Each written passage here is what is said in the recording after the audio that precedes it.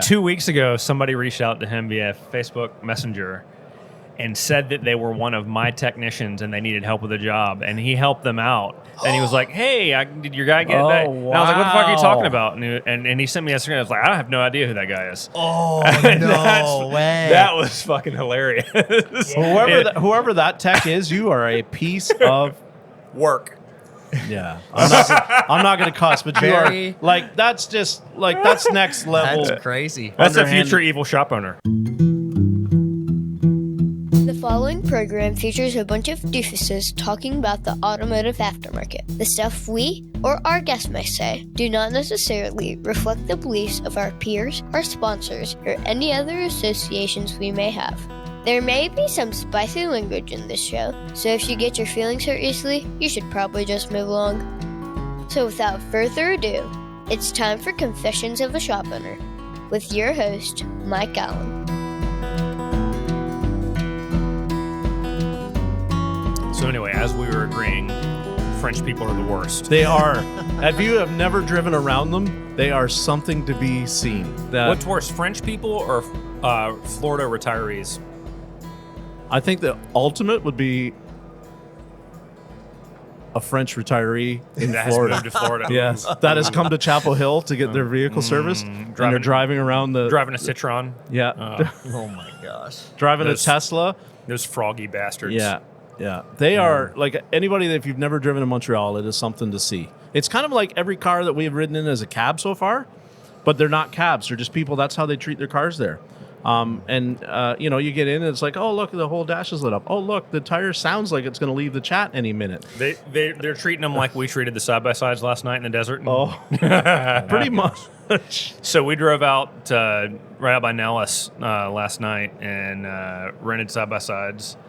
And thank you, Braxton. That did was a our good time. level best to destroy them. Oh, dang. And somehow managed to fail, but I feel like we could have gotten there if we had another hour or something. I can tell you that Mike definitely thermocycled that transfer case in that poor Kawasaki side-by-side more than it has ever been in its life. So we're getting the briefing in the rental place, and they're like, look, stay in two-wheel drive. Yeah. You do not need four-wheel drive on these trails. And the 2-4 switch on the dash has it whited out over the four-wheel drive with no and whiteout on the dash. So you pulled out of the parking lot. I went four-wheel drive the whole fucking Mike's way. like, I'm not staying in. And then he gets under power. So at one point we're going down this trail, and Mike hits 39 miles an hour in this side by side, and we're in four-wheel drive, just pinned, eh? And he's like, oh my god, it steers so much better in four-wheel drive. Well, then it never came out of four-wheel drive. Yeah. And it was. Gosh. I have a blister on my thing from holding on to the holy crap handle, and I have a blister right there, and it's like it's a new one to go with all the other ones. But it was a good time. Only once did I bite my tongue because I was like, and then we hit this thing and snap. You did make some sounds a couple times. It's not the wide open or the inclines or we never felt like we were going to flip over.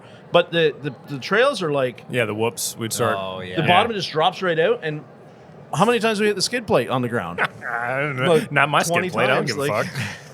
Don't ever buy a rental vehicle. It was. We smelled the belt. We smelled the oil. Like, oh my gosh. All the machines when you're running behind them, it's just a cloud of smoke coming out of the back of the engine. Oh yeah, like crazy. I'll tell you, I would say that Braxton was probably the second craziest or fastest driver of us, and then Josh Parnell, and then Lucas. Josh Parnell. He was the slowest. He's the one that got lost at the end. Yeah. Because he was behind. I was just trying to make Lucas last place. Is what that was. Yeah. And I didn't drive at all.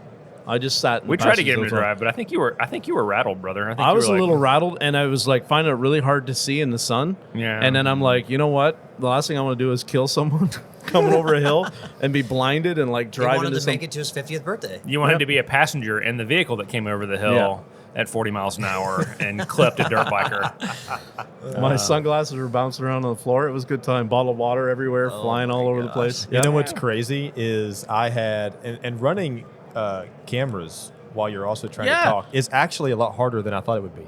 But I had my $1,600 brand new MacBook in the back of Oh my the God. side by side. So I mean- it was in my backpack, but it was in the floorboard of the back seat. So Not super bright. thankfully, it works this morning. Look, here's the deal. I like to think that I'm pretty good at running an auto repair shop. It's what I've done for 20 plus years, but I'm not good at managing a marketing budget and all the different facets of a truly well-rounded marketing plan. There's mail, there's local advertising, there's website, there's Google AdWords, there's all the different things that go into that, and it's just not what I'm good at. So what I've chosen to do is to buy myself the time to focus on what I am good at, while having someone else execute on all of those things at a way higher level than anything I could ever do. That's what turnkey auto marketing does for me. So if you feel like you could use some of that same magic, I'm going to recommend that you go to turnkeyautomarketing.com, get a free consultation, tell them that I sent you, tell them that Confessions of a Shop Owner sent you. You won't be disappointed.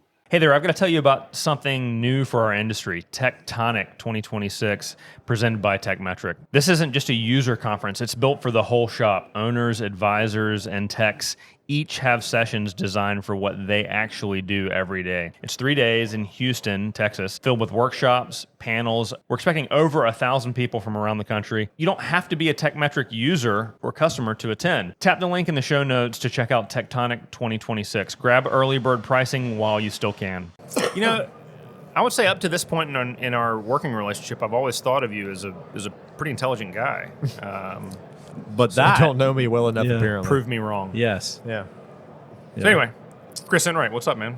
Not much, man. It's day one of SEMA and AAPEX, It is. and we're here on the AAPEX floor, tucked in behind Joe's garage, in a fishbowl. People walking by taking pictures. Justin Allen going by taking pictures right now. What do you think so far? It's huge. Yeah, it's something. There's everybody told me it was big, but like until you actually get here, there's just no There's no way to understand there's it. no way to really fathom how massive this place is. This is crazy. It's awesome though. And you haven't been over to SEMA yet, right? No, I went yesterday, but everything was blocked off, so I couldn't actually get in anywhere. So I have no idea what size. it is So either. this is one floor of two, right, Yeah. for AAPEX, and it's by itself would be the biggest trade show event in the country, right?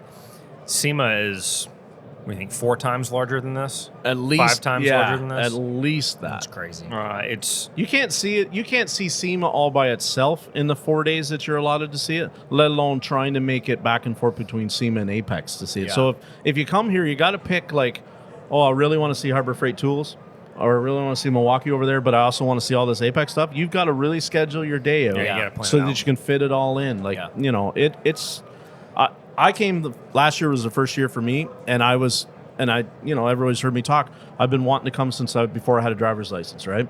And then I get here, and I'm like, my God, like That's it is wild. massive. Something else. There's for sure. so much here, more than you can see. I'm trying a new hack that I was told by a bunch of vendors who come to these shows all the time. They said that you bring 2 pairs of shoes and you change your shoes at lunch. Yeah. And it makes your feet last longer before they start to really kill you. Well, that's a great idea. Well, I was talking about that the other day, and Jeff pointed out that's because you're kind of a pussy, Mike, because technicians stand on their feet all day, every day, and he has a point there, it doesn't too. wear out. So, just for this record, I didn't actually call you that. I just said because you were It like, was heavily implied. yeah, it was heavily implied, but I did not use the term. Passive aggressive again. I'm Canadian. That's how we do. And because I said it's the same thing. Like us, we're just used to standing on our feet, Yeah. all On day long. concrete. So for me, walking is no big deal. And it's like I'm just noticing I don't have big clunky work boots on, so it's a little bit different support foot wise than what I'm used to wearing all day long. But I'm like, this is nothing for me to walk all day long. Nothing. What do you at guys all. think about having robots to deliver parts around the shop?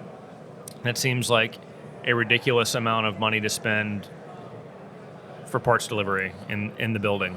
Well, how big I a think shop are we it's- talking There's a about? robot driving by with 4 quarts of Mobile One on it.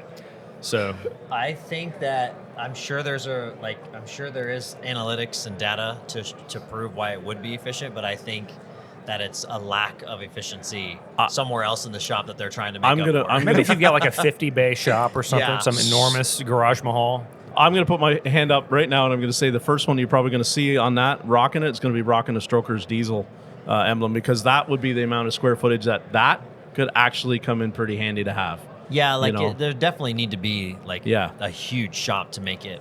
I mean, if your shop is big enough that you're rolling around on roller skates or skateboards to go back from bay to bay, I'm going to have to go to their booth and find out how much one of those costs, because I don't care. That's got to be a $10,000 robot. Yeah, it's plus you got easily. to set up the mapping of the facility, and you probably have to have sensors around the facility or some shit. What happens if the Wi-Fi goes down? Does your robot like rebel and start killing techs? I mean, it probably runs off of GPS though. just throwing the oil, right? Turned into Technician gets a Terminator. ball And joint then, in the like, forehead. what if you're dead and you have no parts to deliver, and you've got this $10,000 Yeah. delivery robot just sitting there doing nothing? Yeah. And the techs don't want to wait on it. because so the $15 an hour high school kid can at least mop and take out the trash, right? Well, I mean, they're they're not fast. So to me, as a flat rate tech, when I was at the dealership, I would have been like, I can go to the parts counter, get my parts faster than I can wait for this guy. Yeah. So, You had better parts guys than I did, obviously. well, we would just go back into the parts room and handle business. Oh, yeah. See, I threatened to jump the counter a couple times, and once or twice when I did, I got a very stern talking to about you're not to be on dang. that side of the counter. And I'm like, okay, cool. But, you know, that guy over there that's playing with his fidget spinner, I need that oil filter to get this weight or oil change done. So if you could help me out with that, that would be great. They had fidget spinners 35 years ago. This is your 70th birthday. This is my 50th birthday.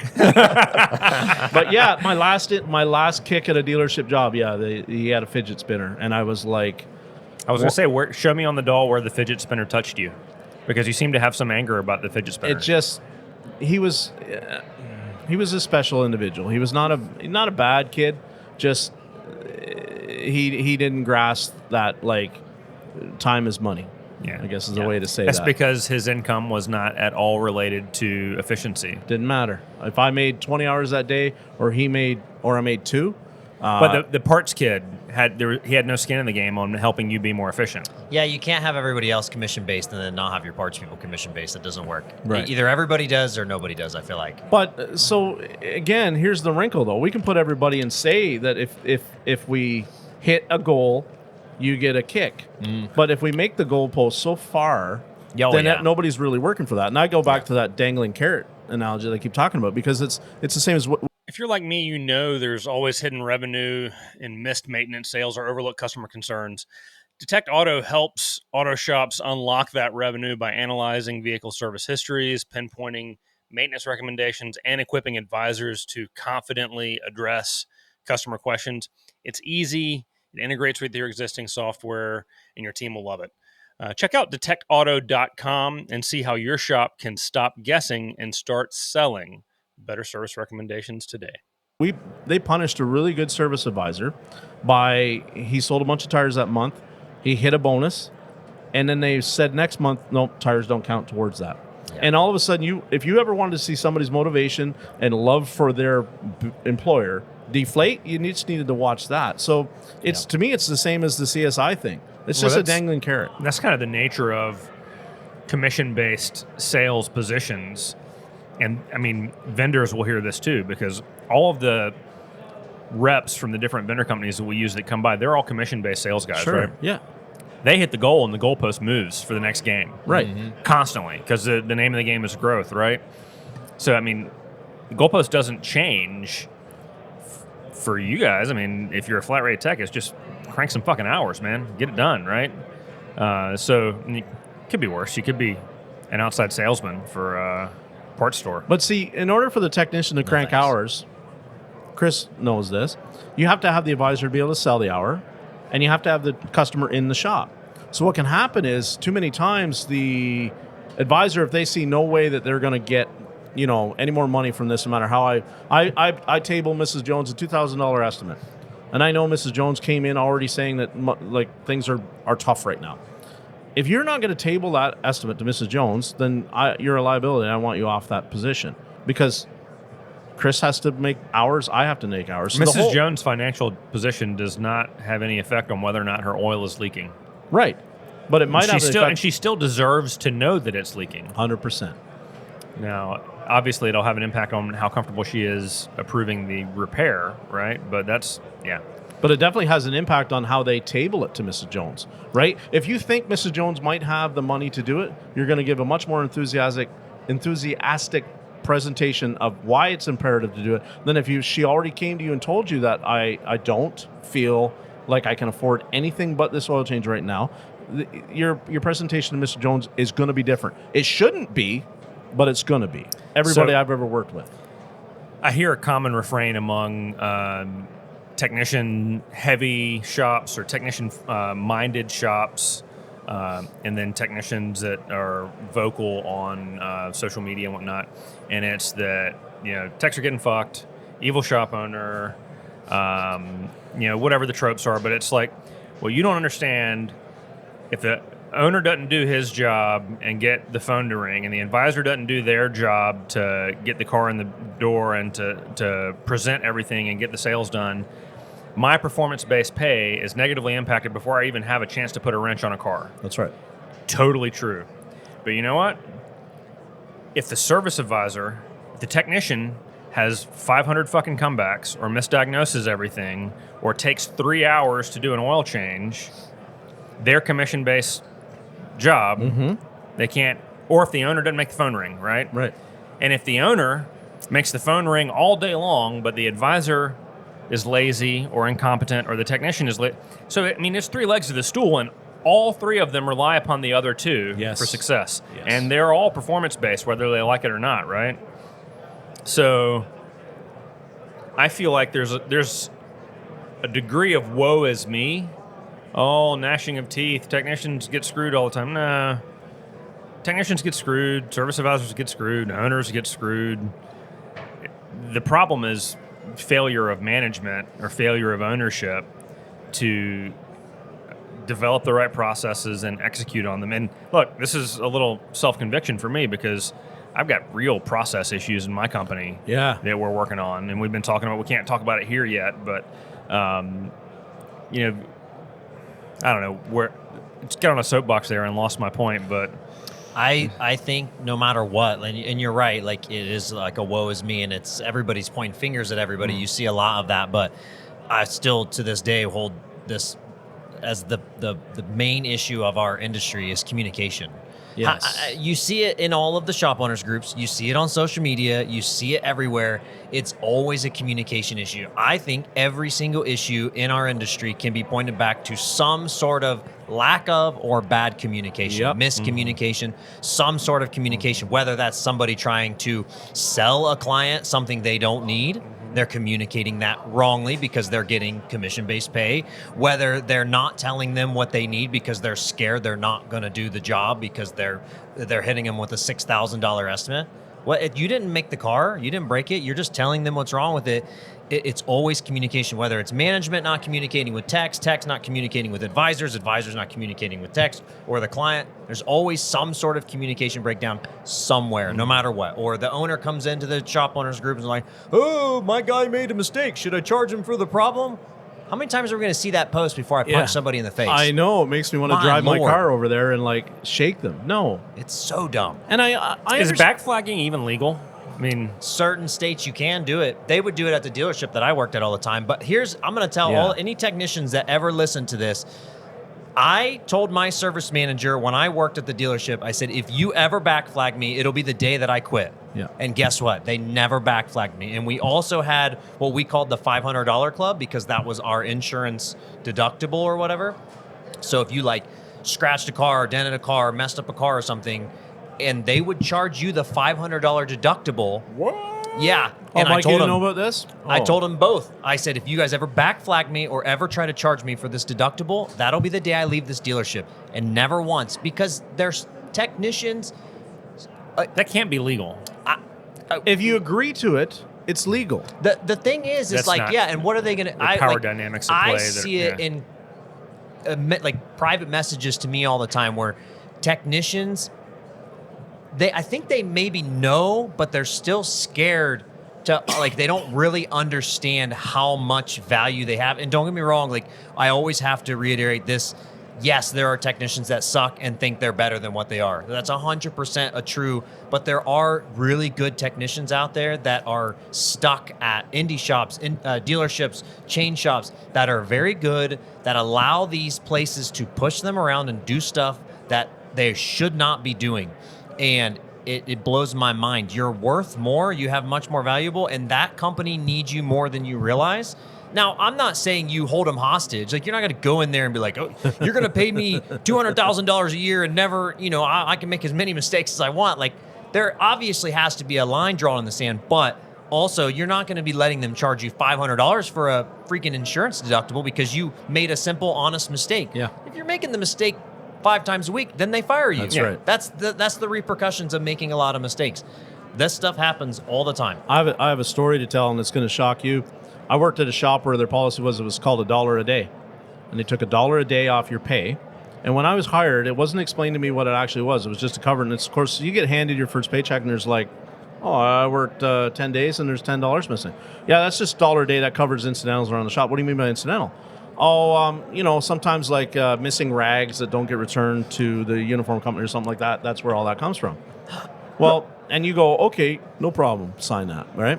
It can mean that what they were doing is instead of backflagging you or say you pulled your car into the shop hoist and you hit the tire and punctured the sidewall of the tire.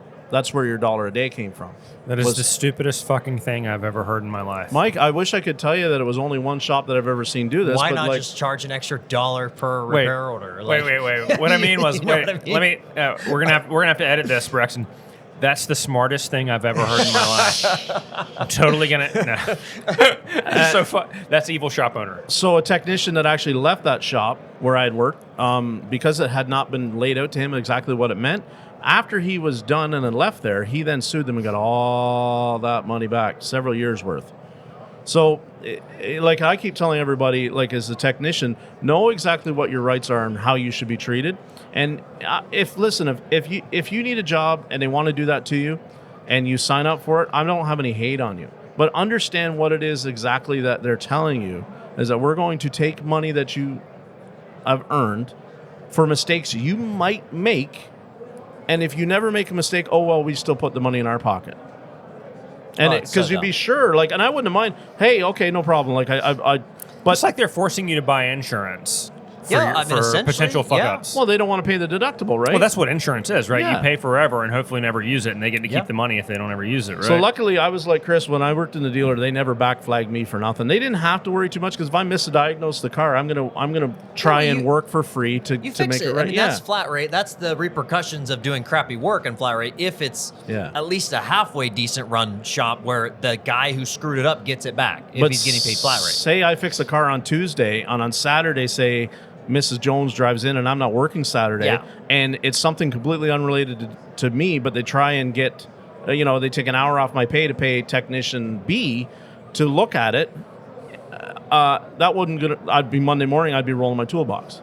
That's just the way I was. They tried that too. Like if I wasn't there, give like one of my comebacks, and I'm like, that's not like I'm making comebacks. Firstly, it's every not a comeback, week. right? Like the car didn't start, and I put a battery in it, and now it's got a brake noise. That's not a comeback. But they would try this kind of stuff, Mike. So when you hear us like "woe is me," we're not "woe is me." It's a situation of like we've seen them do it, and we know the games. And this is the beauty of Chris and mine, our platform, is we're starting to expose the games that have been done to us or played or whatever you want to call it. And it's like, cool, all right.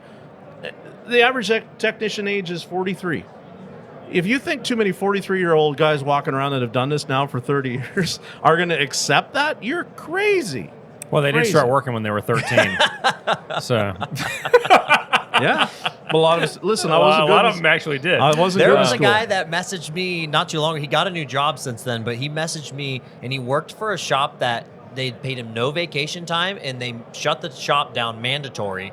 And they had it while his boss went on vacation. He shut the shop down, and he did not get paid. He had no vacation. I said, "Why in God's name are you working?" I'm like, "You need to go interview somewhere else." He went and interviewed somewhere else, and they offered him, I think it was like $12 or $15 more on the hour vacation time. I'm like, but they think they're that there's due to have nothing been better. somewhere for so long. Yes, and they're just better the devil you know, right? So one of the things that you said a minute ago was, there's so many techs out there that there are techs that are underpaid because they don't know because they've been in the same place for so long, and then there are techs out there who have 25 years old. They're 6 years out of tech school. They're moving into that prime space, right? When they come in and they've heard you guys, and they're like, "I'm going to need a $200,000 salary, and I'm the best thing since sliced fucking And bread." I'm not buying my effing tools, so Yeah. go out there and buy that for me. Yeah. That is such bullshit trope. It's it's no other industry do you have to go spend $100,000 in tools. One, motherfucker, you don't have $100,000 in tools because I've seen $100,000 in tools, and that's not what you've got. You just come look at my box. You got a lot of sunglasses and beef jerky. Yeah, and two, I was in the audience for a technician panel. I was at that. And I was like, hey, show of hands, how many of you would go to work at a shop where they supplied the box and the tools and you used company tools? And none of them raised their hand because I want my own tools. You can't have it both ways. Yeah. You can't complain about having to buy your own tools and then refuse to work somewhere that supplies tools. When it comes to tools, and it's something I know very well, seems to be three camps. There are guys like me that just like tools, and I just like spending money on tools. It's my hobby. Yeah. Like I tell people all the time, I'm like, I don't do porn, OnlyFans, drugs, cigarettes, alcohol. That's not my thing. Like, if you want to spend... so you're saying I could have a better life if I didn't do those 5 things? Yes. Only feet. Better's not the right word. Yeah. Onlyfeet.com, Brian. Only feet, Brian. But yeah, like that's what I like. It's my hobby. And also I make money at it now for social media, but I just always love tools. And then there's the guys that buy them because they know like a better quality tool does help the job, or having that one tool that you may only use twice a year, but when you have it, my God, you love that tool because it makes that job so much easier, and they want like just the stress off their mind. And then you have this camp that doesn't want to spend any money, and they think that anything outside of just a wrench, hammer, pliers, and an impact is useless, and I got to spend all this money. I feel like those are like the bottom feeders of the industry, or they're old boomers that have been in the industry for 50 years and just mad because they've been mistreated for so long. And I'm not discounting the mistreatment because that does happen. But don't make up stuff and be like, you got to spend all this money. There's never been a better time to be a technician than right now. There's never been a better time for tools where they're cheaper, just as good a quality, with just as good of warranty as any of the tool trucks, any of the higher name brands. Hey, it's me, Mike's kid. Want to tell us your wild shop stories? Or maybe you just think my dad's totally wrong. Call us at 704-CONFESS and leave a message. You can tell us we're awesome, or you can tell us we're idiots. We're cool either way. That's 704-CONFESS. Just don't make it too weird. It is Hashtag Icon Tools. There you go. Yeah. And that's the thing. Like, if you're listening, Icon, they need a sponsor. So Harbor Freight, let's go. But there's never been a better time. And you're right. And I was at that panel that you were at. I think they have it in their mind that they would like it, but most technicians want to buy specific tools that they want. Yeah. And I'm okay with that. One point I wanted to make is I think that as owners, if a technician is expecting like $200,000 or whatever, okay, that's fine. Here is what you would need to generate in profit dollars to justify that. And we could do this. If you can make this much gross profit dollars, I will pay you, or whatever the metric that you would need. Let's do that. Let's do that mental exercise real quick. Okay. I'm gonna break out the calculator. So this is great because I used to. All of my notes, I have to redo that. Yeah, you lost your tablet. Oh, so frustrating. So I pay weekly. So $200,000 is $38. Let's call it $38.50 a week. It's $38.46 and change. So $38.50 a week, and let's say that they're going to work 45 hours in a week. Yeah, I think it's reasonable. Yeah. So that's $85.50 an hour, roughly. Yeah. So we're going to discount flat rate, right? Because I think, for better or for worse, flat rate's dying. And so let's say that they're an hourly employee. So what does an employee need to produce revenue-wise to justify $85 an hour, $85.50 an hour? It's 30%, right? I mean, it depends on who you talk to. So let's call it 30%. So that means they need to produce 1-to-1 for the time that they're there. and that your effective labor rate has to be $284 an hour. Yeah, that ain't happening. It's a big number. I mean, some shops, like Yeah. like high-end Euro shops. I mean, 1/10 of shops. Right, it's not a lot. Not for now. There are some dudes out there that are like, I got a $300 labor rate, in like San Francisco, Yeah, right, or like heavy on duty. the island, Manhattan, but that's their labor rate. What's their effective labor rate? Yeah. Shit, because you're not charging $300 an hour to do that flat tire repair. No. Well, and Yeah. most dealerships and places like that have so many menu per their effective labor rates. Like, Yeah. That's what our dealership, my service manager, when the new service manager who took over, he went to some training and came back and started changing everything, changing all the prices. Like, our effective labor rate sucks. And I jacked up the math. It was $259 an hour. $259. Yeah. It's a little bit more. Sounds a little bit more obtainable, but that's still way above my labor rate, which is already not like the highest, but it's pretty high in the area. I mean, I think compared to dealerships, it's not. The but tech and tool thing, I think it's going back to if the technicians are going to say, I'm going to supply all the tools. And I think this is where the conversation that comes in is like my guest this morning on today's episode. He has a J-Box, right? So all of the diagnostic stuff that's essentially being done in that shop, at Ryan's shop, is all equipment that Ryan has purchased on his own. Mm-hmm. So now Ryan's not getting paid his regular flat rate hour when he's doing that. He's now billing his employer a flat rate fee of $200 to update software, whatever. It could be higher, right, depending on what it is. Because he's responsible for the subscriptions, he's responsible for the equipment, he's responsible for the time. Everything is on Ryan. It's almost like a subcontract within the building itself. Technicians, I think when we talk about this tool thing, it's like they think we want to walk in and everything be provided. That would be great for some. Starting out, that might be great. But here's the thing. We just don't want to be like, go out there and tell me why that car is running poorly. Okay, I need a fuel pressure gauge. Oh, we don't have that. You don't have a fuel pressure gauge? Well, it used to fit whatever, 1996's throttle body injector stuff. It doesn't fit into this brand new Audi. Okay, cool. Whose responsibility is it now, Mike, to go and get that tool to be able to do that next test on that car? The technician or the shop? I think it depends on the business, right? I feel like that's a shop's gig, right? So, I mean, I agree. So shop tools is a question to have another conversation on, Yeah. right? So I think that eventually we need to move to a space where all of the tools are provided by the business. But if the business provides all of the tools, then the technician no longer needs $50 an hour because they don't have to buy their own tools. Yeah. Right. Right? That's how they do it in California, I think, right? Yeah. Like you get paid a different rate if you supply any tools. Yeah, if you supply it, they have to pay you more money, or if the shop supplies the tools, then they pay you less, which I think is a great. I mean, I'm fine with that as well. And I've said this for so long, I don't think any specialty tool technicians, when I do my videos and the tire, the digital tread gauges, because people freak out about those every time. They're, $500.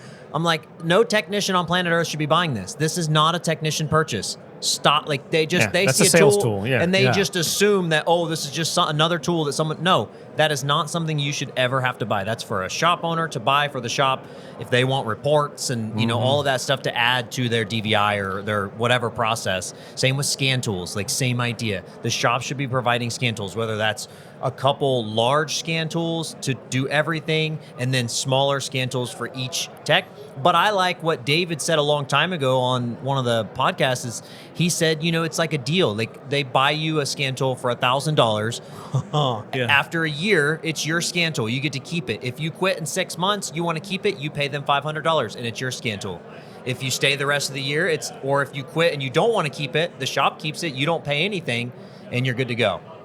So I think the tool thing is sometimes the techs on the bay in the shop know more about what is really needed day to day than sometimes the owners, I'm going to say, in terms of what's coming in, right? We can talk, it doesn't have to be a tool, it could be software.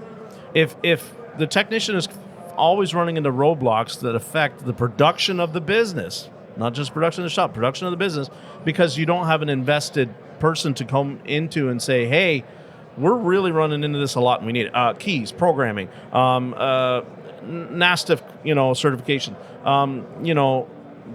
all this kind of stuff. I can't get into Chrysler, secure gateways, all these different things. If you're coming to them all the time and saying, we're not able to do this, and this, and this, and this, if the technician is going to make that happen for you, cool. But they're no longer now a $32 an hour technician. Yeah. They're like a $62 an hour technician because they're going to go out and take that extra $30, put it into their repertoire to help you make money. So I think there are a couple different ways to come at it, right? And I don't know, gosh, 10, 12, 15 years ago, I don't remember. I bought an IDS and a YTech and a Tech 2. So that tells you it was a while ago. Yeah. Those were the tools. Because I wanted to have the OEM tooling because that's what everybody said you were supposed to do. I don't fucking know, right? I just went and wrote the check. Yep. At the same time, if you have A1 through A8, when you work with me, you get $50 a week on the tool truck. And you can't That's use nice, it on eh? you can't use it on hats and beef jerky. It has to be on tooling. Yeah. And so most of the dudes went out and bought top-end Snap-on diagnostic equipment with that stipend, right? And so none of them want to use the OEM tools because they got this cool fucking tool on their box, right? Yep. And so eventually I just stopped buying OEM tooling because nobody was using it because they were using the tool stipend that we provided to buy their own stuff. And, you know, so I probably set myself up for failure in that capacity. Well, sometimes Yeah. it's what they're familiar with, right? The Snap-on platform or the Outself platform. Well, maybe it's faster to boot up and faster to connect. It is usually on most of that stuff, and if you're just doing basic stuff, yeah, you don't want to hook up all the software and the master module and stuff. So I do understand that, but also, like, I guess you could put like some sort of stipulation on it where, like, you know, this is for hand tools and power tools only. We don't want you going out and buying. I mean, as much as I love Snap-on tools, I had this conversation yesterday or last night with a group of guys. Is like they're overpriced. I mean, Yeah. it's just like their scan tools, especially. They're just it's and they, ridiculous. you know, technicians get sucked into that, you know, nice shiny stuff, and I see it firsthand because of my content. And I tell guys all the time, I'm like, stay off the tool truck. Yeah. Just stay off the tool truck. Like, you buy what you need and get off and stop spending all of that money on stuff. Like, If you were starting fresh today, and you had to equip yourself from the word go, where would you buy your tool storage and where would you buy your tools? That's a great question. I would buy my tool storage either from like Harbor Freight, which is a huge one, Sunex Tools, even like Strictly Toolboxes, which is much more expensive. I started off in the industry with a Craftsman toolbox. I sold a 2000 Civic Si to a kid in my school. He wrecked it. I bought it back from him, parted it out, and paid cash for my toolbox, all of my air tools, which I bought from Napa, and all of my hand tools from Craftsman, and anything else my boss let me use out of his box. And that's how I started in the industry.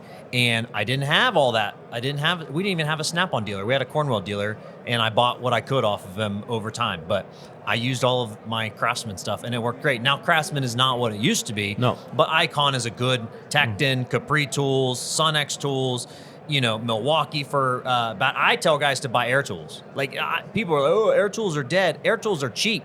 They're cheap to buy. Every shop has air. I know it's not convenient, but guess what? We did it for years. Oh.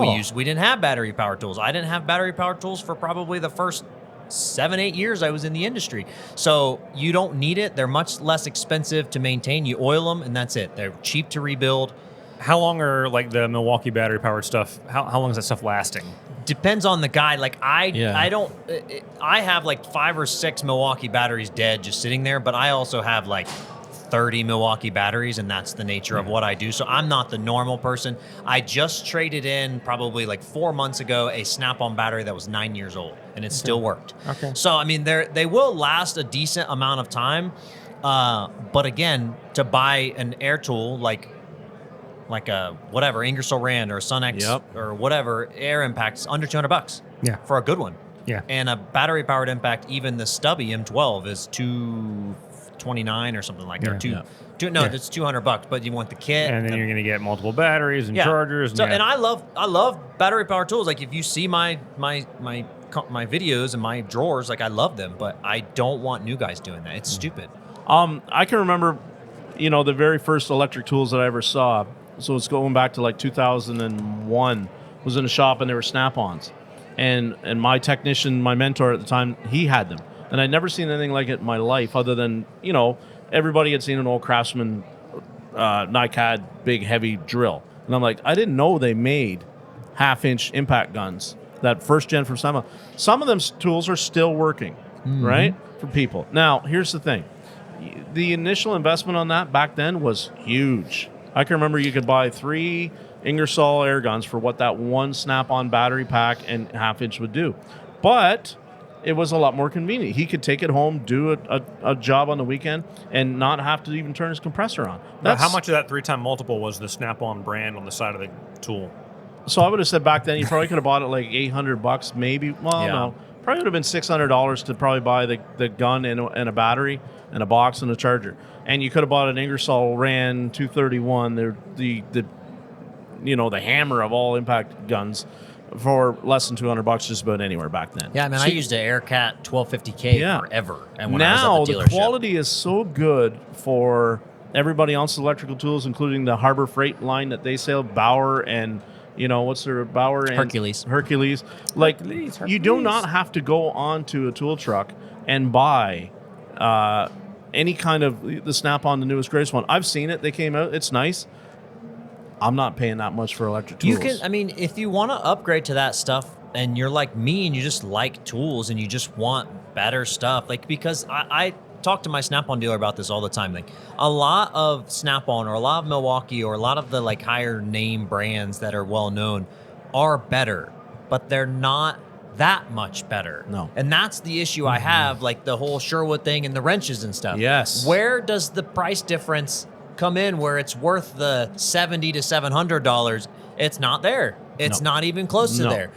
Maybe if they were like, and I don't know, everybody's range is going to be different. Like maybe there's, $300 worth of different. I don't know, but everybody's range is going to be different on that. But it's got to be enough, and maybe you just want that better tool. But starting off in the industry, how many guys have we seen come into this industry, buy a Snap-on roll cart for $2,500, barely fill it up with any tools, and then leave 6 months to a year into it because they don't like it. like And then Brian it. Pollock's on Facebook Marketplace offering him $900 cash for everything. I'll come and get it today, bro. And that's what happens. And that's why I tell them, I'm like, and they would come over to my toolbox at the dealership. I always called it Toolbox Envy because they'd be like, oh, your toolbox is so awesome. I'm like, don't even look at it. No. Freaking walk away.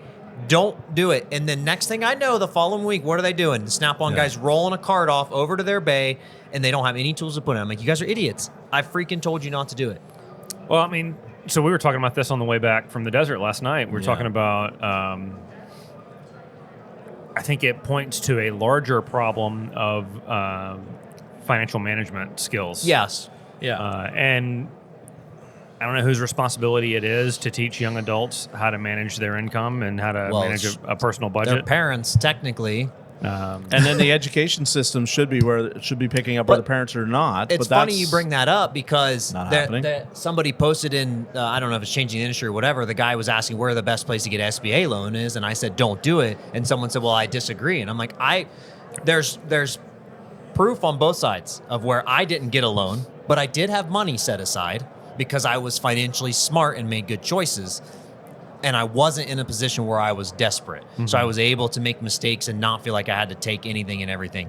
And then there's examples of guys who have taken loans and feel desperate and do stupid stuff and then go out of business. Mm-hmm. And then there's examples of guys who didn't do either, didn't have any money in savings and still made it happen. Just bootstrapped it. There's going to be examples, but having some sort of money, I agreed and he agreed, does help you starting off in the business set aside. But I said, all of that to come back to your point is, I said, that's what I see too much of is technicians already make bad financial choices. Then they become a shop owner and they get a loan.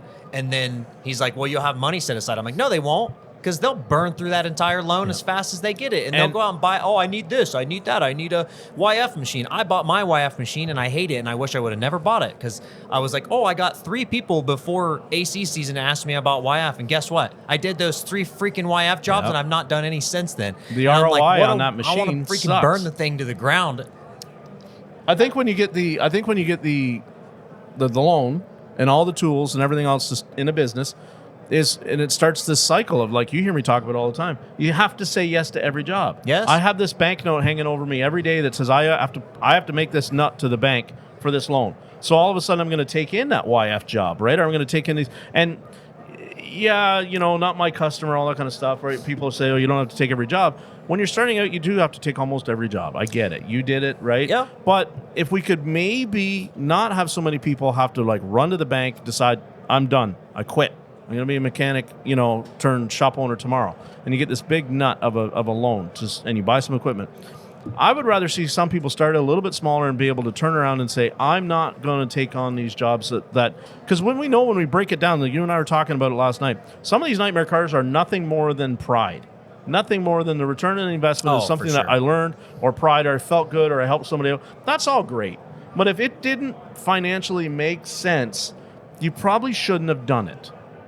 And here's the thing. So why did it not financially make sense? Well, I was trapped where I had to earn something to hit this nut. Okay, cool. But maybe just tweak your process a little bit so you don't need that nightmare car. Well, because I had money, I didn't have to take every job in the beginning. I thought I did, and eventually learned, obviously, that I didn't have to. And that was the thing. I think because I had money in the bank, like during the slow times, especially since I started, a month before COVID, I at least had comfort, and I didn't have to take a paycheck for 6 months. Yeah. So I had money to live on while the shop, and I just reinvested all of my money back into the shop versus having to pull money out to try to support myself and my wife and kids. It's like the dude that we talk about that we send videos back and forth on TikTok, and he did this whole video thing on how business owners have to take. He's like, business owners have to take debt. You have to, and he owes money to every freaking tool truck there is, and did all this crazy stuff. But then he's on there talking about how he's taking care of people better because he doesn't mark up his parts. And I said, now I know why he's in debt, and because he thinks he has debt. And I'm like, no, I don't have any debt. I've run my business all on cash. I will say this again: no debt, no consumer debt in my business, no credit cards, no business loans. I have a credit card, but I pay it off every month, and you can do it. So this guy blew up. This guy blew up his TikTok account he was going to go after Snap-on Corporate because he had bought a scan tool and then he traded he sold the scan tool. It was a toolbox. Excuse me. Still owed money on it, right? They still continued to hit him with the interest. Wait, he sold a box that he didn't own? Right. So that was the thing. He bought it on the credit account, but the way Snap-on credit accounts work is if you buy a toolbox and then keep adding to that credit account, well, the money gets spread out. Yeah. Okay. And so technically, no, even though I bought it for $10,000. Since I bought it, I've made $15,000 of payments. Correct. But he never paid it off. But That's he right. added other stuff. And so the toolbox is technically still Snap-on's. Yep. And so he traded it into another dealer to buy another brand toolbox. I don't know the whole... But he felt he was really victimized. He was preyed on. This is all stuff. So he was blowing up Snap-on Corporate. So on that policy's bunk. Well, not, to be fair, tool truck financing is the devil. predatory lending. Oh, yeah, for sure. He's not wrong at all by that. Yeah. But this isn't a kid straight out of tech school. This is a know-it-all business owner who's... I mean, look, who you don't I need fuck to plenty of stuff up. Right, and there are plenty of mea culpas. I mean, the whole premise of the show is talk about what I fucked up most recently, right? Yeah. But you signed on the line, man. You signed on the line. It's Well, that's kind the of thing. you. Like it's your job now. In his defense, too, supposedly his dealer told him wrong and said he was okay to sell the box. So that was where the real big slip up was from his Snap-on dealer. But his Snap-on dealer is not paying attention to the contract. Let's talk about the fact, though, that he's using TikTok to try and market himself in North Carolina as being the most fair shop in the state because he doesn't mark his parts this guy's up. in North Carolina? Yeah, yeah. They're all from North Carolina. Yeah, North Carolina's, man. Mark his parts up more than 20%, and if anybody that marks a part up more than 20% is ripping you off and is being unfair and is just being I predatory. really hate the parts. And Who is this guy? I gotta know him. I'll We'll it send to you links later. Like I that argument is one that I've not given up on, but I really do a lot less videos on now because I really get sick of that argument. And especially now with new cars and being so labor heavy, I'm like, I don't care. Honestly, it's going to work out to our favor if it ever has to go that way, which it won't. But if it did and we had to go really labor heavy and not parts margin heavy, we would make so much more money because all of the new cars are so labor intensive. Yeah. Like, look at the new GM transmission fluid services. Oh. What are they, like $1,000 or $2,000? It's a 5-hour process. It's something stupid, and it's all labor, hardly any parts. And And I'm how often is this supposed to be done? Every 50,000 Yeah, every miles? Well, how long 50,000 do you want miles. your transmission, your truck to last, Mike? I just get a new truck every no, day. that's ripping people off. Don't worry. If we don't test the fluid, you're ripping them off now. Oh, that was another good one, right? Jeez, Brake fluid. Oh, I got to get into this TikTok shit, man. I mean, That- it sounds like there's so much fun drama that I can mock. It was a whole thing because some girl went into the dealership. Yes. The dealership It's now, always a again, girl. it all went back to fangs out. communication. It all went back to communication because the way the advisor presented it to her was you have to do a brake flush every 2 years or 45,000 miles. You know that he presented it all wrong. It's not so then he did a video. This other dude, this is a different guy, did a video and said, "Oh, if you're selling brake fluid flushes without testing and providing testing, you're scamming people and ripping them off." And I did a video and I said, "No, that's manufacturer specific recommendations. It's all about how it's communicated. Tell them this is a recommendation. It's preventative maintenance. It's to help prevent larger, bigger repairs. You're preventing something. Do you have to do it? No. If you don't do it today, are your brakes going to fail? No. Could they? Maybe. Probably not, though. The likelihood of something happening is very slim. But you're preventing something." And I said, and of course, everybody got hung up on this, but I just used transmission fluids as an example of and everybody went back to, I'm like, you guys, for the love of God, it's an example. Like, we can take any of these fluids. So then he's like, "Oh, well, you're not providing tests." And I said, "Okay, so what are you doing with cars without, what are you doing with vehicles without dipsticks for transmission? You testing the fluid?" He's like, "Oh, well, those are based off of intervals." Oh, so those are off intervals, but brake fluid flushes aren't. Yeah. Okay, So- now I got it. So, like, that's the problem with some of these people is like, Every customer that comes in and wants an oil change, we pull the dipstick out, test the That's oil, what I and then we told say, "Hey, we're not changing your oil today, Mr. Jones, because it doesn't need it according to this stupid little paper test." That's We don't exactly what I do told that. him. And I argued, I said, you're building more of a relationship with them by being honest and transparent and communicating with them versus giving them a test they know nothing about. Yeah. Can I make a counter argument? Yes, absolutely. And I don't think it's ethical. Yeah, but yeah. this is the counter argument: is he's building a relationship with them by telling them something that's easier for them to hear, Oh, Okay. for And- sure. It's- rather than building a relationship by education and information. And someone else did mention, like, they don't understand it, so a test for them, like, I asked a consumer what they would think, and they, "Oh, I trust that test." And I said, "Well, what if I just had a test back there on one car and I used that for every vehicle?" I'm like, "How would you know as They a wouldn't. consumer? They You wouldn't wouldn't. know." and I You'd have- guarantee you there are places out there that do that. 100% they do. And so that's why I'm like, if I take the time and explain it to you and say, you don't have to give you the option, like I'm giving you the free out, you don't have to do this.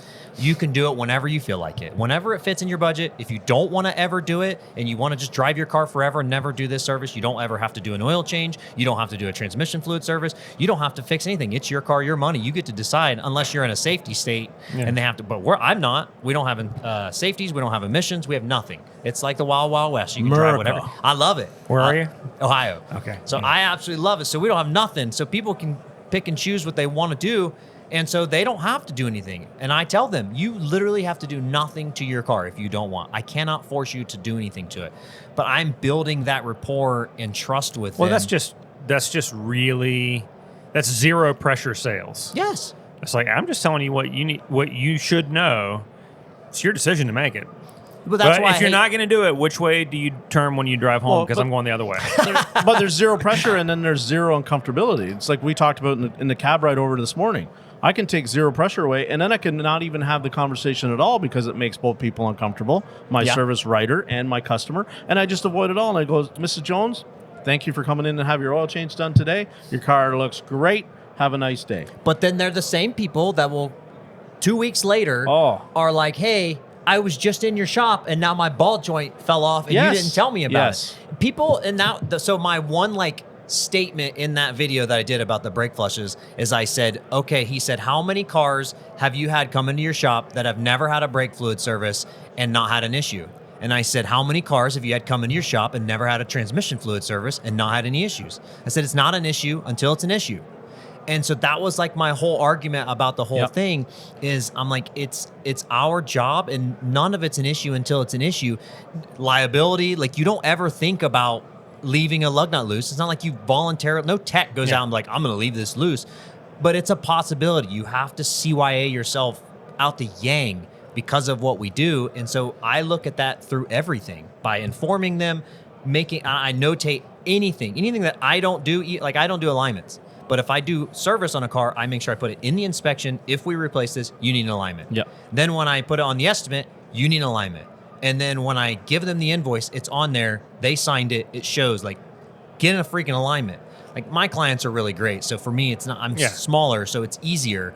But that helps me CYA myself because they can't come back and be like, "Oh, well, I never got an alignment and now my tires are jacked up." talking about CYA, I saw an interesting post the other day. Anees, blanking on his last name right now. He's a Canadian guy. I know him. Yeah. Yep, good friend of mine. So he posted high-vis yellow pre-printed form that he puts next to the shifter in every car. And it has the name of the technician that worked on your car today. They fill it in. And then it has the torque spec that was used on his wheels. Oh, that's cool. And anything that says, properly torqued, your wheels have been properly torqued to this spec, and they need to be retorqued within X number of days 100 kilometers. Kilometers, and bring this sticky pad in with you for a free retorque. But it's, so one, the technician's having to fill that out and put it in every car. And so that's making sure that they're actually looking up torque specs and using it appropriately. Yeah. And two, it's putting that top of mind for the customer. Yeah. Making you look more professional.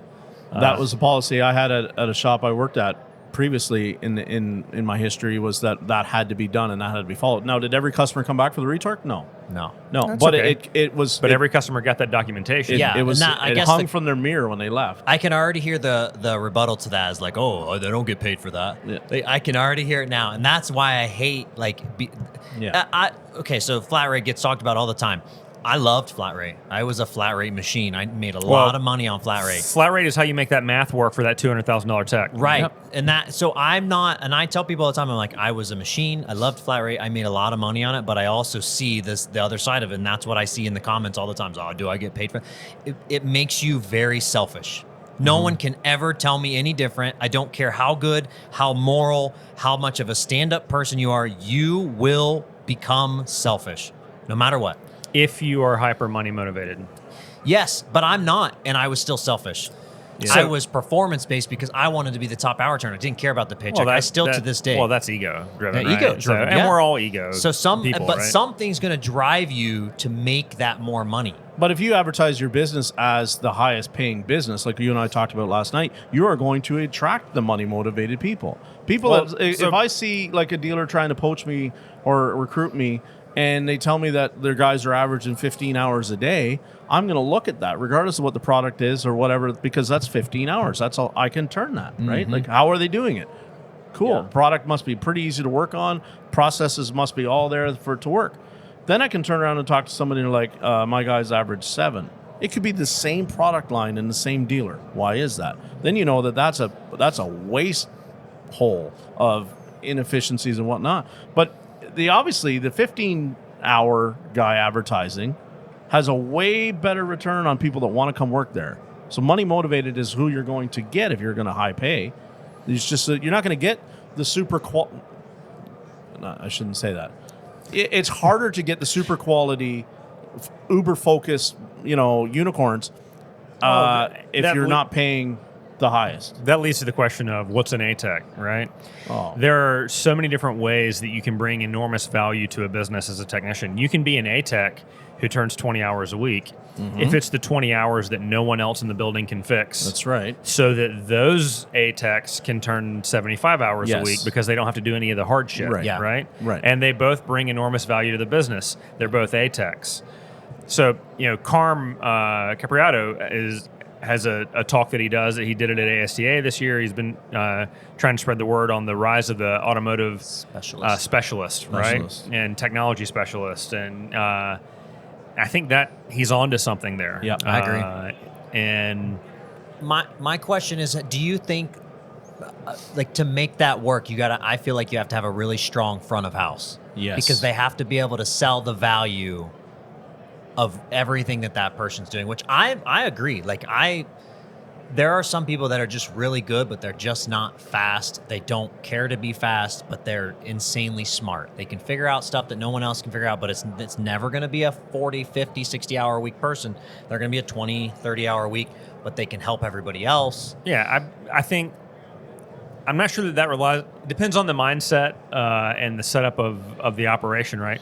Brian Pollock, for example, who I think we can all fairly speak about. Yes.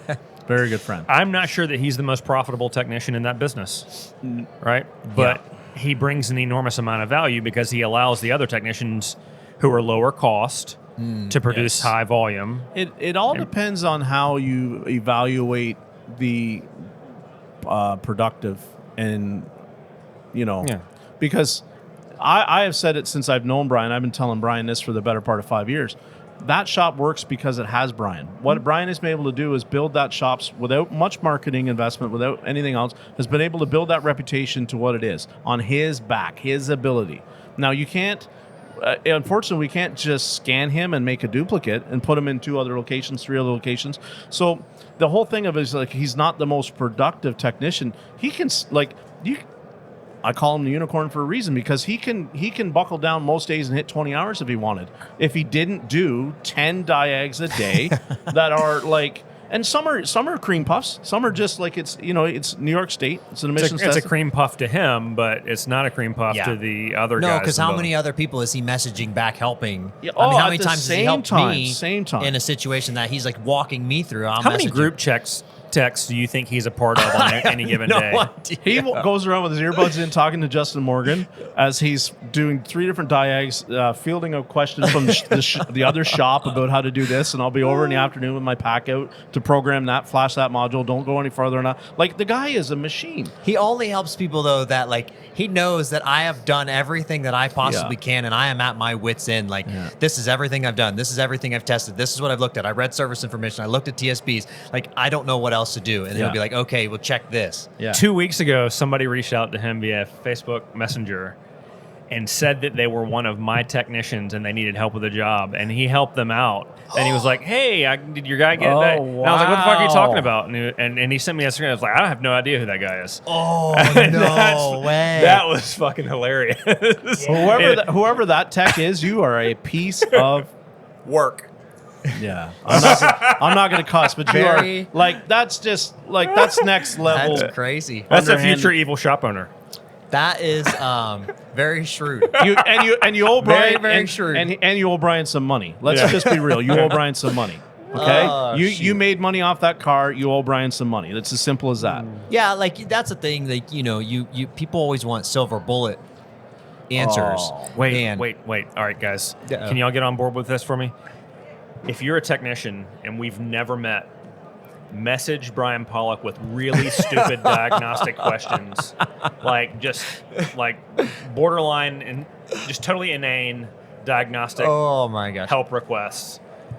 Please do that. Yeah. Please. Thank you. Okay. I'm sorry. And tell him that you work for me. Yeah. Tell him that you work for Mike. Oh my gosh. Yes. That's hilarious. All right. Sorry. Yeah. He's a guy with a lot on his shoulders every day. I wouldn't want to be him. I wouldn't want to ever trade places with him. I have the absolute utmost respect for him, but I could not. I joke with him all the time. I couldn't do what he does, and I wouldn't want that weight. It is too. It's too much. It's not. He's not cracking under it. It's He seems incredible. to be a pretty happy cat. He right now. is. Yeah. But he's paid what he's worth. That's the beauty of it. He's treated the way he should be treated and paid what he's worth. And if we can get all techs to that. Well, I would argue that I know 100 shop owners right now that would pay him what he is paid to come do for them what he does at his current place, right? Yeah. I've seen the offers. And so the money is there. The problem is there aren't a lot of dudes that have that skill set. No, and he can go either way. He can go high level production or he can go high level diagnostics. Which is a pretty unique and rare combination of skills. Yeah, I mean, we talk about it a lot. Like how many technicians go to be a shop owner, come to find out they're not a good shop owner. That guy mentioned it in the group recently. But then Brian brings up always a good point. He said they're probably not as good of a technician as they thought they were, which that's exactly. As soon as I started my shop, I'm like, I can get cars fixed and do them right and be efficient. And obviously, I'm successful in my shop as just being a small shop. But I've found, like, as I've learned, I'm a better shop owner than I am a technician because I got out of my own freaking way. And I still, again, have a lot to learn, get out of my own ego, all of those things. But I've gotten out of my way enough to be successful in what I'm doing, not only in the shop, but now social media as well. And it doesn't always work out that way. They won't get out of their own way. And then the shop fails and then they feel like they're not a good shop. I don't know.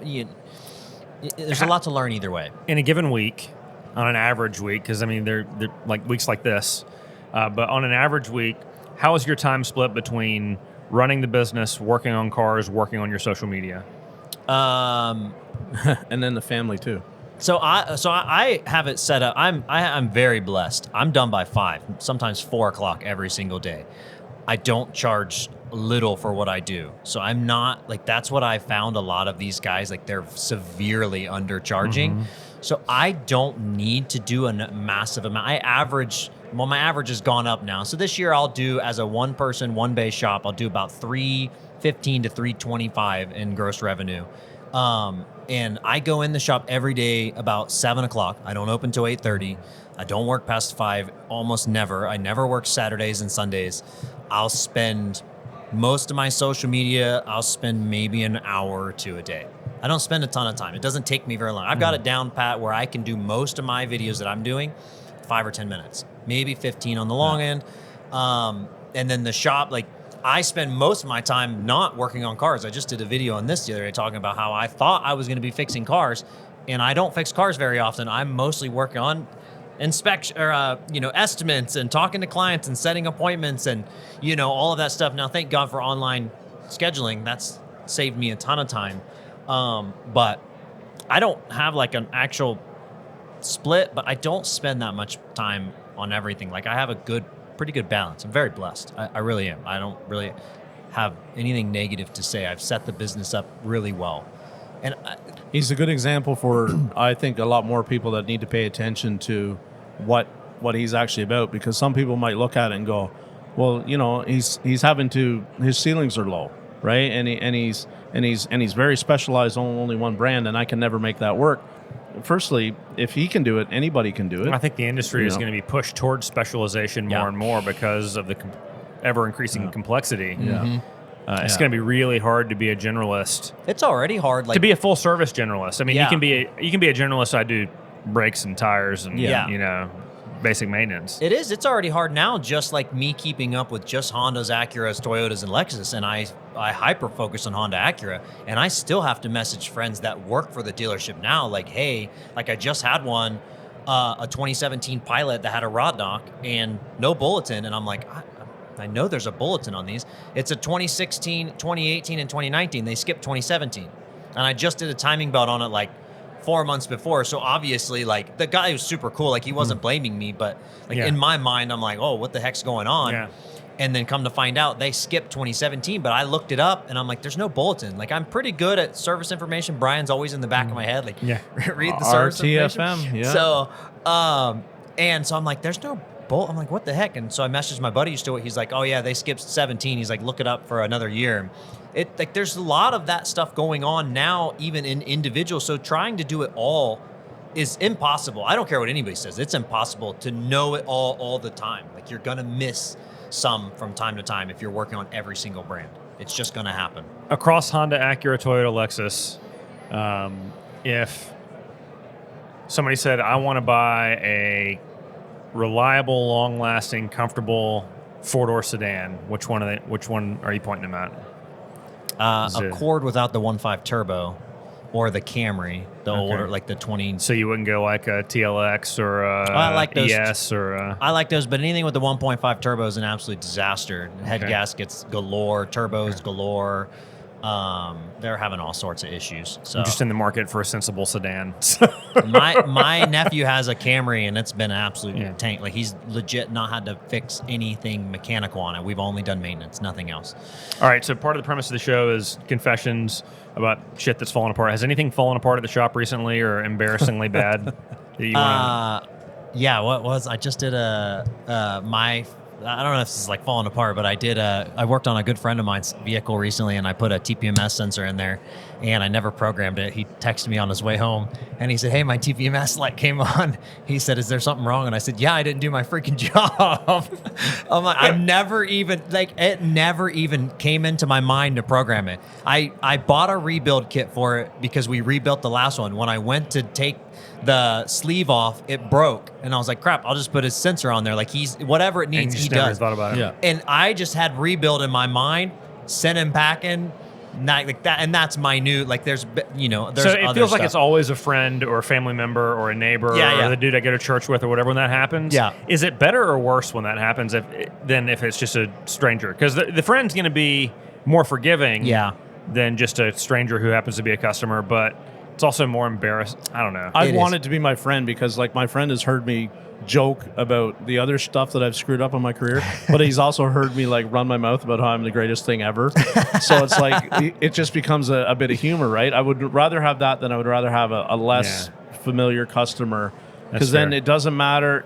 I've said it before. You can fix their stuff 10 times in a row, and we all have human flaws, and something doesn't go right, or you just miss that, right?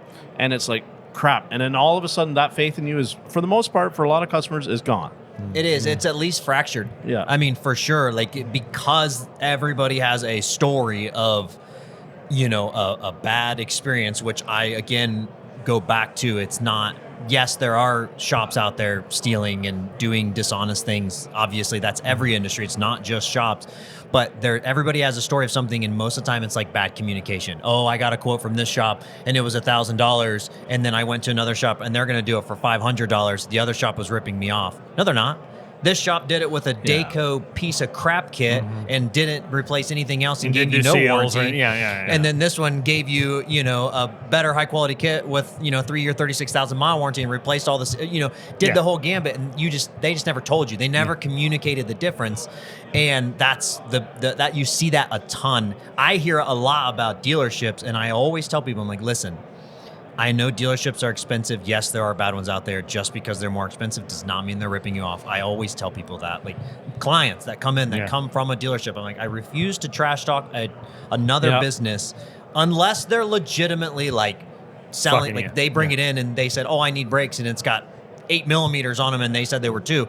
Like, then I'll say, hey, they screwed this up. Now, it could have been just that doesn't an mean honest, that whole organization is crooked. No, and it doesn't Somebody even mean in the process. What typically I found that happens is it's a loop tech just burning through inspections, never even looked at the brakes, and they just marked them as, oh, they need it or whatever, or they accidentally clicked it. Like, that happened when I was at the dealership. Now, there was guys that tried to sell them, but there were many times that it was just an honest mistake. It's not like they were actually trying to sell someone brakes. Yeah. And that's the thing, is when you see all these stories and these examples, you just don't always know. There's a lot of context missing that we just don't know. Yeah. So can I ask you a question on this hypothetically? Because I see that argument come up all the time. We always just talk about the measurement thing. But say a customer comes into your shop and they have a brake complaint, and you just do like your inspection, go over, and it's like, well, it's got 7 mil, but the brakes are noisy. Maybe they're so we kind of have to step away from that sometimes with broad strokes of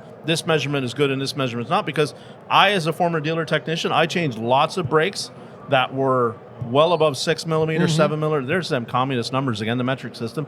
But and why? You did just go 6.7. So for my 13-year-old, I go 6.7. That's right. Millimeters, yeah.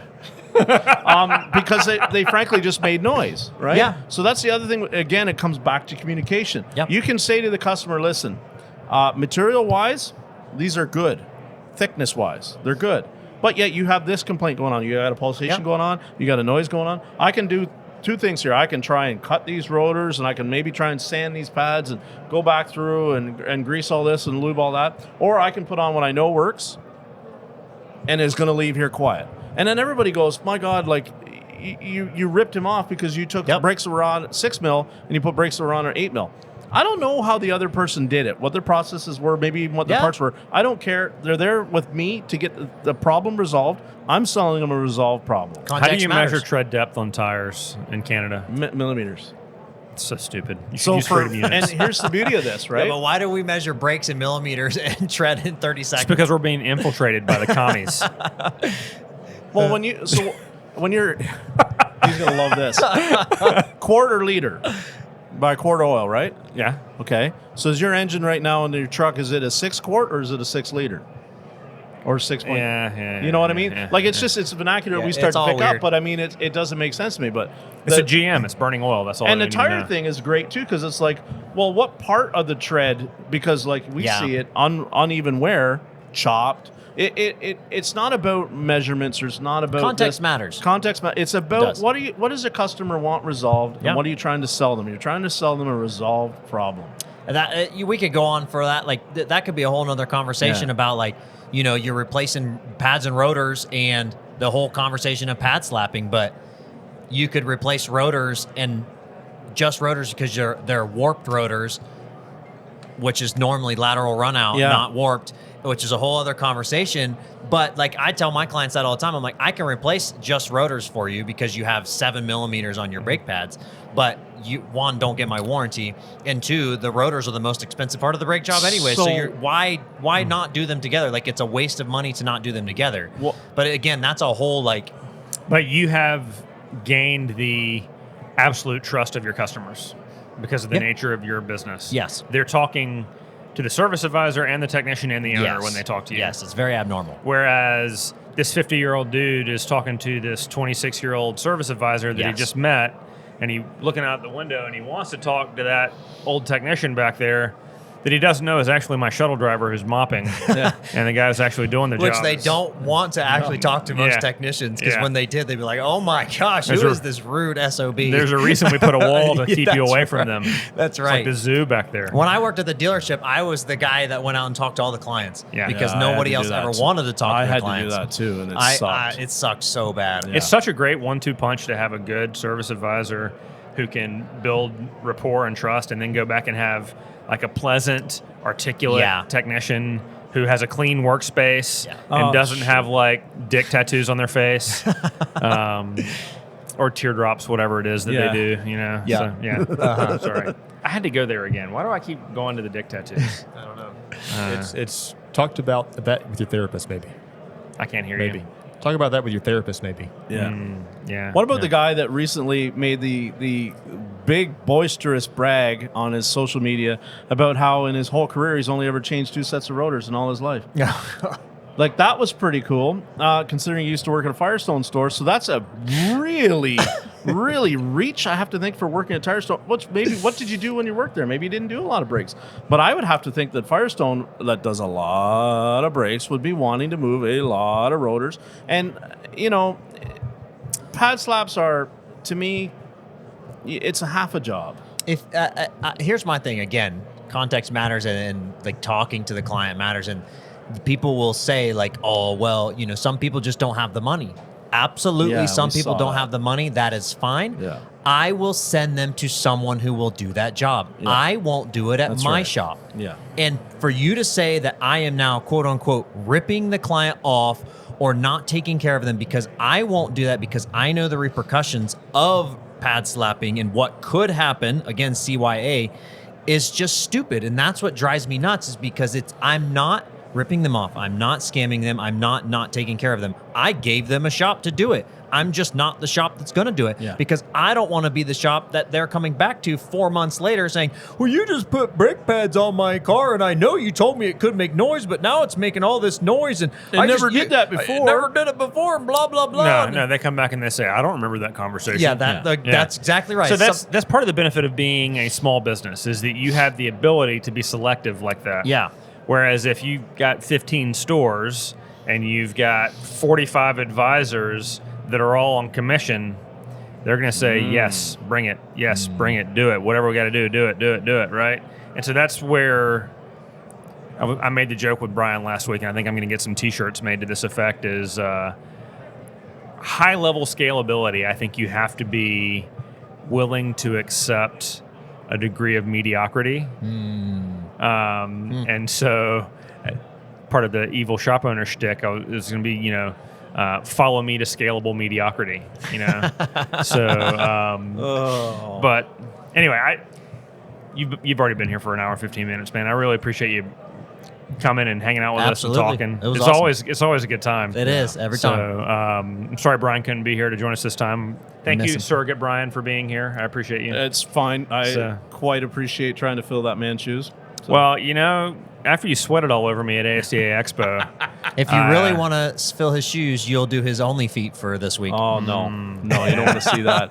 Well, and that's the thing. I was sitting there halfway through getting bounced around like a piñata, and I realized that this is his payback for the sumo wrestling. This is what this is. Okay, I get it now. Now, I remember the sumo wrestling lasting 5 minutes max. This is 2 hours of being like crunched, bang. I kept looking over at him, and he had a death grip on the 2 old shit bars. Oh my and he comes down, and he has a blister on his hand from holding onto the old shit bar. My God. But it was a good time. Yeah, So, it was. yeah. All right. Thanks for coming, man. I appreciate you. See you guys. Chris, as always, love you, bro. Hey, thanks so much for watching our video today. If you enjoyed this content and you'd like to see some more, you can click right here. And it would be really helpful for me if you thought that this level of mediocrity is something that could help your other friends that were shop owners or in the industry. You can click right here and subscribe. You can even set up notifications if you want. I'd love to have you on the channel.